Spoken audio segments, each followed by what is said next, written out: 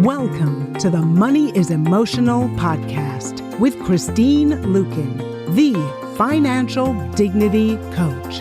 In this podcast, we help you recover a positive and peaceful relationship with your personal finances. We do this by bringing together wise money management with emotional intelligence. Join us for this journey where we navigate our relationship with money as Christine Luken draws from years of experience and guest experts to help you get to the root of your money issues. Hello and welcome to Money is Emotional with your host, Christine Luken. Christine, how are you? I am good. How are you? I am fantastic. It is a great day. I'm excited to be back with you. And we're talking about the boss. We are. And not Bruce Springsteen. That's true. I forgot about that nickname for him. Man, that's a long time ago. It is a long time ago. All right. So what boss are we talking about? Yeah, we won't discuss that on the podcast. Well, today we're talking about managing money like a boss in your business. So this episode is for the entrepreneurs, the business owners, those people who own a law practice or a medical practice. If you have your own business, we are talking to you today. And, for some business owners and entrepreneurs, managing money is like their least favorite part of the business. However, if any of us wants to achieve lasting success in business, we have to manage our money like a boss. And so people are like, well, what does that mean? I'd like to say money is either your best employee in your business or it's going to be your worst nightmare. So, I've been self-employed for a long time, and many of the business owners, it may be a long time since you've reported to a boss, but I want you to think back to the last boss that you had. So my last boss, his name was Scott. And just imagine if you went into your boss's office after lunch because, miracle of miracles, you were caught up on everything that you needed to do. So you walk into your boss's office and you say, hey boss, I'm all caught up on my projects. What would you like me to do? Well, it would be really weird if your boss hid under his or her desk. Yeah. Or just ignored you and you sat there in comfortable silence, for a few minutes, and then at some point just wandered off. I was going to say that's exactly what I'm thinking. I'm just like, okay, good talk, bud. All right, I guess I'll spend my last 4 hours, playing around on Instagram or Facebook, right? Shooting rubber bands at coworkers, yeah. Yeah, catching up on my Netflix series or whatever. Right? That would be very weird. However, there's a lot of entrepreneurs who are ignoring their finances. They're hiding from their finances. It is at the very bottom of their to-do list. But just like any good employee, your money wants to be properly managed. And if you ignore it, it will wander off and find somebody else that will manage it wisely. Typically, if people are struggling in their business, even if they're bringing in a high income, it's usually because they don't have a good handle on their business finances. And so, just like when we talk about our personal finances, our money wants to be respected. It wants us to spend time with it, good quality time with it. And it means directing our money and giving it marching orders as you would an employee. So ignoring it or hiding from it, that is not going to work. So I'd just love for the entrepreneurs to reflect on this question. How are you treating your employee money in your business? Yeah. Are you neglecting?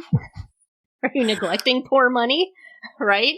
Yeah. I'm not saying you need to micromanage, But if you think about when you've had a good boss, for me, when I've had a good boss, this means they talk to me, they don't ignore me, they give me direction. No, they don't micromanage me, but if I need them, they're there for me.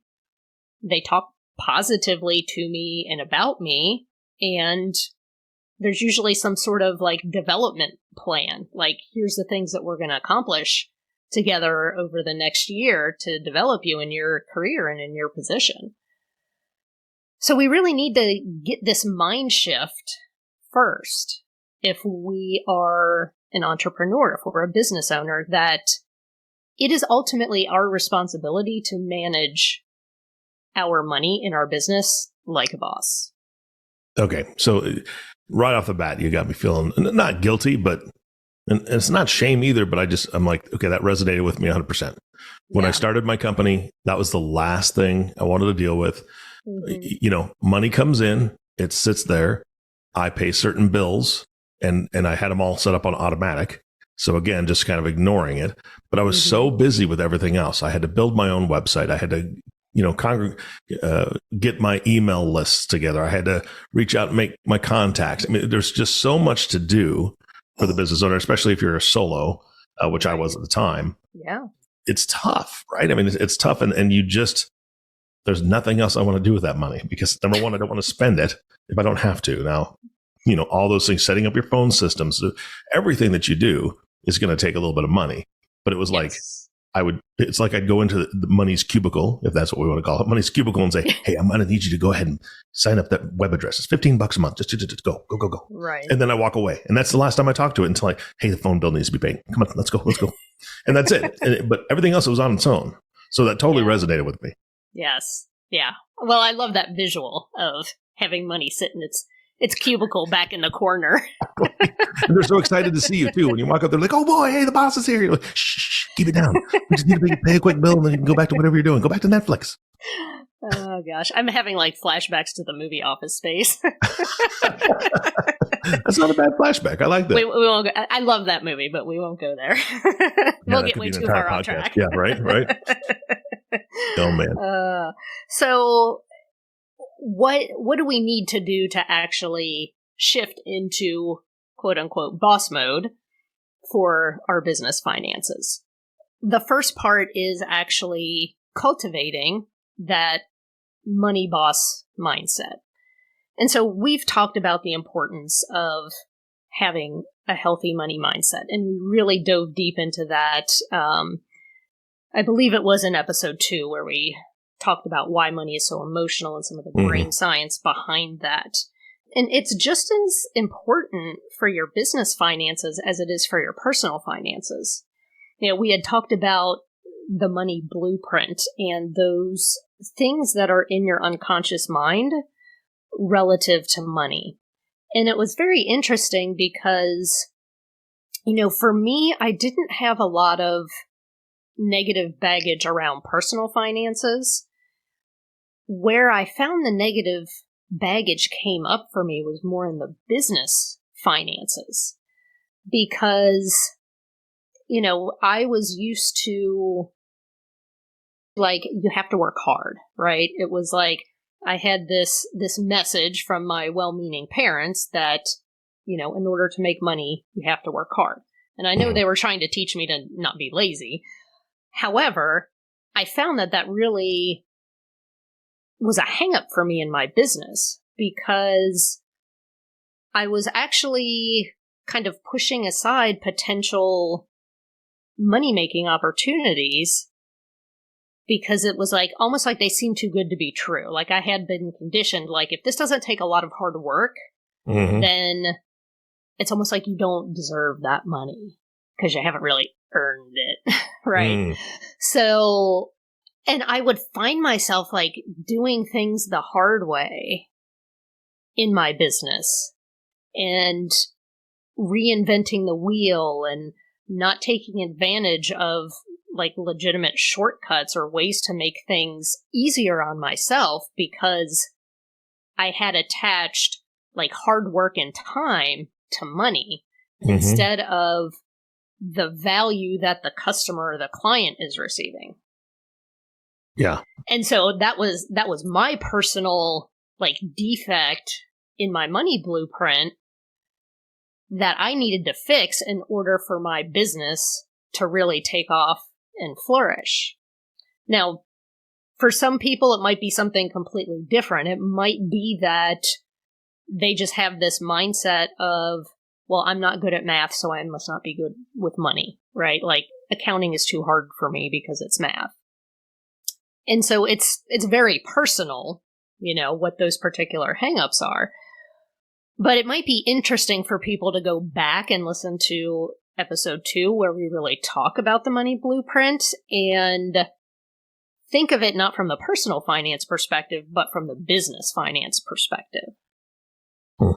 And kind of think about what are those different things for them personally that, they may have a negative story around that's making it harder for them to make money in their business, to manage money in their business, to control their spending in their business, whatever the case may be.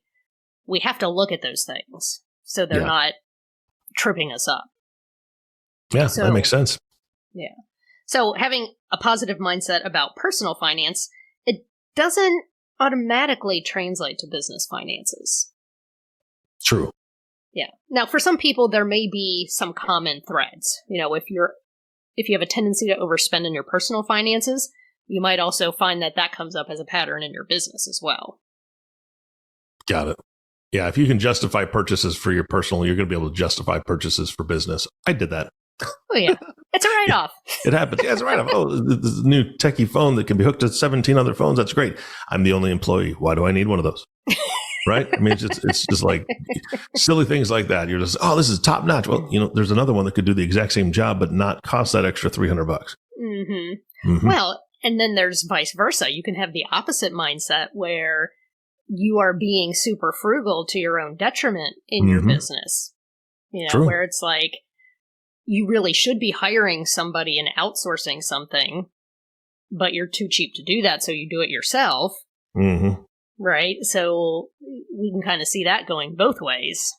Yeah, I've seen that a lot in the businesses I've worked with.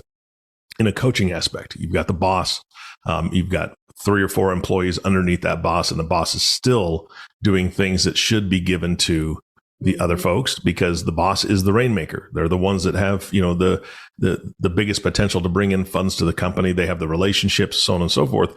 And yet they're doing tasks that could easily be offloaded to somebody else, but it's a control issue. Excuse me. Yes, you. Thank you so much for listening to the Money is Emotional podcast. We hope you're enjoying it so far.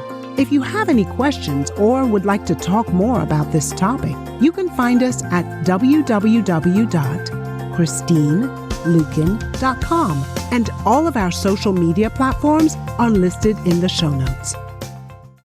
Yeah, and absolutely. I mean, delegating is definitely a part of having that boss mindset because time is actually more precious than money.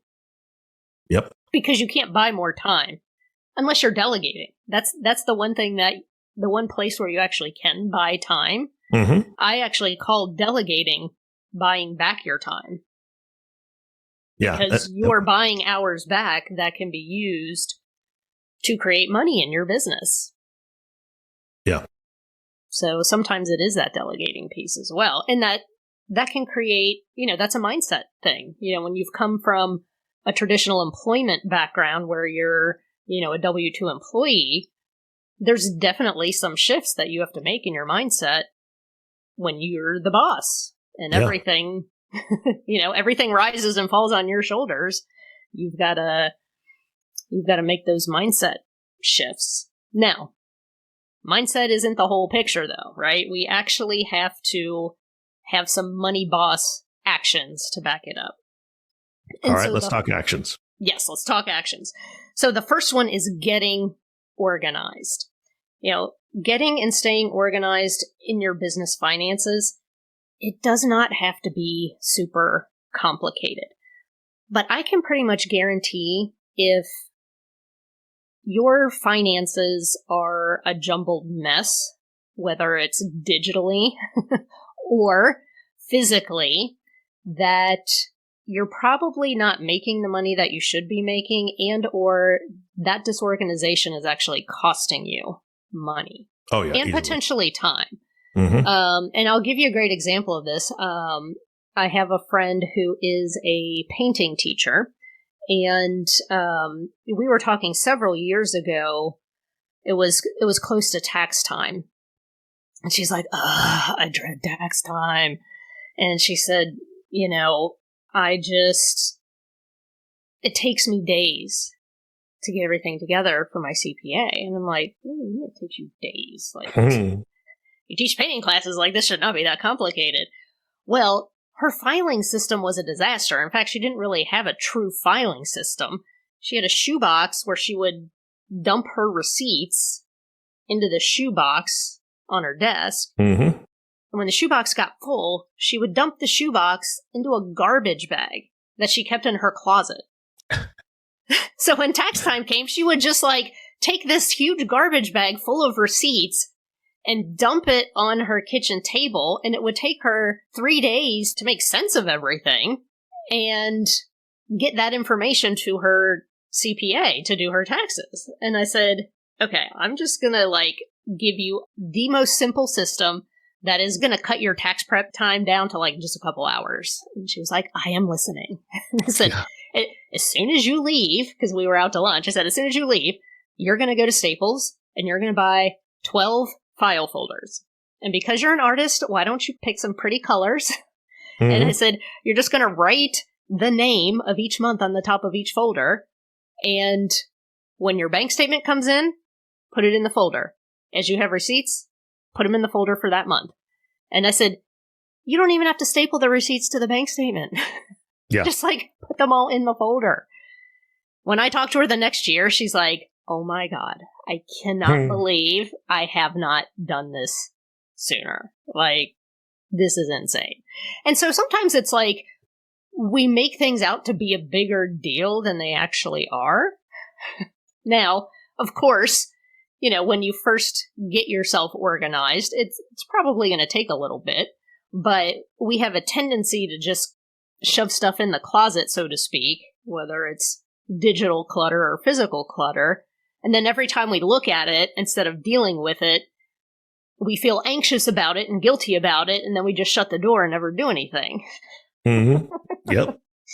But this is all part of respecting your money as your employee, right? And being organized, this is going to reduce stress. It's going to reduce overwhelm. It's going to reduce confusion. I find that people who are disorganized around their finances have a tendency to pay things late, accidentally double pay things, lose track of who owes them money. Maybe they're not invoicing people on time. It is literally costing them money to be disorganized. Mm-hmm. And so, setting up a simple system, both physical and digital, to keep your finances organized. And I am a huge proponent of using some sort of accounting software like QuickBooks, because it does most of the work for you, right? It pulls everything in from, your bank account, your credit cards, etc. You just have to make sure it's categorized properly. This is utilities, this is office rent, this is office supplies, etc. Yes, you got to pay a little bit of money for it, but I've seen people try to be cheap with themselves and just use spreadsheets, and the time that they're wasting is ridiculous. Yeah. Especially if they hate spreadsheets. Yeah, right. Yeah, if you don't like using, and I'll just say Excel as one of the brands out there, but I'm not comfortable with it. My wife loves it. She's fantastic at it, but I avoid it like the plague. And she set a couple things up for me, and then I could just use it because it's already, programmed, or she knows how to write the code or whatever it is inside those, inside formulas. Those programs. Yeah, the formulas. I have no idea, but that's her. I mean, she's specialized in that. So yeah, it makes it really easy once it's built, but other than that, I'm avoiding it like the plague. And I've got a quick story of QuickBooks itself. It's that avoidance thing. You keep keying in on these things that I've done wrong. So I had, I got your number today. Seriously, I was like, God, dang, she's been reading into my history. So I had two companies actually in around 2017. I had two companies and I sold one of them, or my part of that one. When I set up QuickBooks, I had both companies in it, but that means you basically have two subscriptions. I had the second subscription for that second company that I sold. I think it was around the end of 2017. I didn't turn it off, and I didn't think about it. Or I'm using air quotes on the podcast. I didn't think about it because I never really looked at those things. I mean, it didn't matter to me at that point. I turned it off in 2021. 2021, I got charged $80 a month. $80 a month just for that one company for what, 2.5 years? Yeah. Past when I should have been. I saw it because I saw it coming out of the bank statement. I was like, wait a second, why am I being double charged? Just like you said. Oh, guess what? I had both of them on there. It took me another year to turn it off after I found it. I mean, it was like, ooh, maybe there's paperwork I need in there. No, there wasn't. I sold it in 2017. Why would I possibly need it in 2020? No. Oh, shoot, that's 4.5 years almost. Yeah, so that cost me a bunch of money for no reason. Yeah. It's just dumb. Yeah. Well, and I think a lot of people, building on the organization, people think that the practical action of staying on top of their finances has to be difficult, that they have to spend, hours poring over spreadsheets.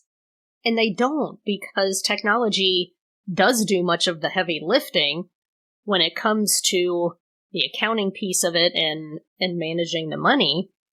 These programs like QuickBooks and FreshBooks, to me, are 100% worth the money because they have all these wonderful reports, that you can see where all your sales are coming from. It's, it makes it so easy. You print your financial statements, and if you're like, why was, this continuing education expense so high? You just click on the number and then it shows you another report with all the details that make up that number. And so it can save you so much time. And, if math and accounting aren't your thing, you can hire someone to help you with your bookkeeping. They will set up your QuickBooks for you. They will help you classify things. They will deliver you your reports on a monthly basis, etc. But here's the thing. You do have to be informed enough to hold that person accountable and be able to have intelligent conversations with them. So I had a former client, this was probably a good 5 years ago, and we were working on his personal finances. But of course, as you can imagine, the personal finances and the business finances obviously affect each other because the business money flowing in is what we were using to create his prosperity plan for his personal finances.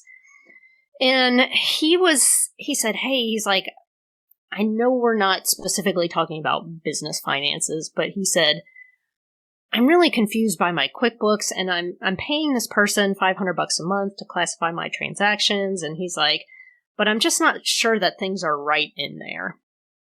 And so I said, okay, well, we can take some time during this appointment. We can pull it up and take a look at it.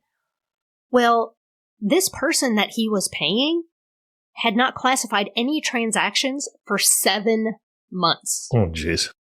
He was just taking the money and doing nothing. Wow. And this attorney didn't know that the guy was doing nothing. So we do have to be educated enough on our business finances, even if we're attorneys, doctors, artists, whatever, to be able to hold our vendors accountable. Yeah. And know that they're actually doing a good job for us. Yep, absolutely. So, I'm glad I helped him find that out, but I was just like, I was appalled. I'm like, oh my God, you've just thrown away $3,500. Seriously. You've basically gotten nothing for it. And I was like, you need to give him 2 weeks to get this straightened out. And I was like, and you're not paying him another penny until he does. Well, guess what? That guy just disappeared. Of course. He had to pay somebody else to get it all straightened out. So it was a mess. Man, that stinks. So the other money boss action that you need is what I call your CEO time. So you're the CEO of your business. Now, when you're working in your business, I'm a financial coach. Other people might be attorneys, doctors, whatever. You're practicing your profession, but part of your job is also to be the CEO of your company. And so this is all about giving your business finances positive attention and quality time. So I conduct a monthly CEO day. Now, for me, it doesn't take the whole day. It's usually half a day. And I review my bank statements or my bank account online, my financial statements. And I also use this time to plan my upcoming projects and do my cash flow projections for my business. And by doing this, I am staying on top of my business performance, because what we pay attention to, what gets measured, grows, right? If we're paying attention to things, then we're going to see positive improvements. Now, I also conduct what I like to call a weekly CEO hour. When I used to work in HR and accounting, every Monday we had a manager's meeting. So this is kind of like me and money having our manager's meeting. Okay. So what I do is during this, little CEO hour that I have once a week is, I file receipts, I check my business account, I classify my transactions in QuickBooks. And honestly, most of the time it doesn't even take me the whole hour to do. So it's almost like weekly, I am spending some time on the micro level, managing things, classifying things. And then monthly, I take a step back and look at things on the macro level. How are we doing for the year? What projects do we have coming up? Do I have some slack in my schedule and I need to start promoting that I'm going to have some open spots coming up for financial coaching? We need to be proactive about those things. So that's something I highly recommend. And sometimes it actually helps to get out of your usual environment. So I know some people who will, they'll go to a coffee shop and do it, or, they'll go to a hotel lobby, or, they'll rent a conference room in a co-working space to get them out of the day-to-day grind where they're not going to be distracted by, oh, somebody commented on my social media. It's like, no, this is your CEO time. If you treat this like you're the CEO of your company, then you're going to take it more seriously. Yeah. But we have to schedule it. We have to schedule time for it. And if you don't put it on your calendar, it's probably not going to happen because other people are going to schedule things over that time. Mm-hmm. Right? So let me tell you something, because that just triggered a memory. That's a huge part of what I would do with coaching is getting out of your own environment. And that doesn't mean your home office, right? It doesn't mean your living room, because again, that's your home. And so now there's all these other distractions from your home that I need to get to that, or I need to fold these clothes, or I need to, I need to, do whatever. You need to get out of anything that's going to have any other responsibility. So one of my clients was like, I just need to, figure that out. And I said, well, we had talked before about a partnership that he had, or it's not a partnership, but like a referral partnership with a CPA. He was a financial advisor. And I said, he's got an office. He's got spare room because we've talked about it before. I said, how about you take your stuff over there, block off a couple hours so you have an hour to do the things that you need to do, and then you have time to meet with them and vice versa to help build each other's businesses or build those referral programs or things that they could do together. So the CPA did the same thing. He would go to the advisor's office to get out of his own workspace, spend an hour doing the stuff that he needed to do, and then they take a half an hour, or maybe they eat lunch together to talk about some business opportunities. Yeah. That relationship grew. They both got out of their own way, right? Because all the distractions of the normal area, like you were just talking about. Yeah. And it made it really, really easy. Yeah. Yeah. I love that. One of the points I want to make before we close out is, we very frequently say this in the financial accounting world. You want to keep your personal and your business finances separate. Yep. And that's true. You want to keep the accounting separate. You want to keep, the money in different bank accounts, etc. But let's not kid ourselves. these things touch each other all the time. Mm-hmm. And if things aren't going well in your business finances, it can hurt your personal finances. Unfortunately, I've seen people ruin their personal finances trying to bail their business out of trouble. Mm-hmm. I have also seen people make really bad decisions in their business because they're in a desperate situation in their personal finances. Things like taking on clients that are not ideal, taking on partners in their business that they really shouldn't be taking on, because they're buying into the business and that's going to be a cash infusion that they know they can use to rectify something in their personal finances. Mm-hmm. And it's like, if one of those two things is not in an optimal situation, it can affect the other one in a negative manner. So it really is important for us in our business that we are managing our business finances like a boss. And no, you don't have to be a numbers nerd to do that. Right? Having this money boss mindset and these actions and delegating where you need to delegate, it's going to help ensure that money is your best employee in your business and not your worst nightmare. Yeah, absolutely. All right. I could have used your help a long time ago. For those that are listening that are like, I'm in that scenario now, right? Yes. Because again, a lot of young business owners are definitely in this scenario. Yeah. And just folks trying to juggle all the things that they've got going on.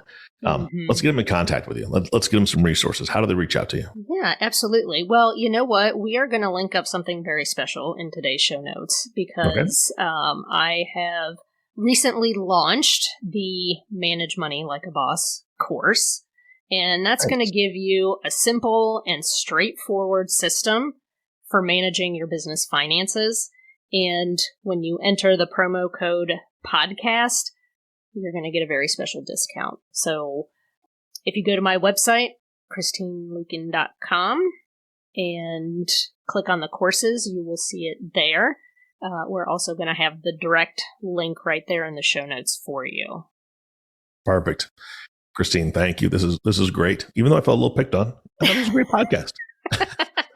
I promise I wasn't picking on you. And you know what? I see this in so many business owners. So it's important. I mean, we don't want people to struggle in this area. Absolutely.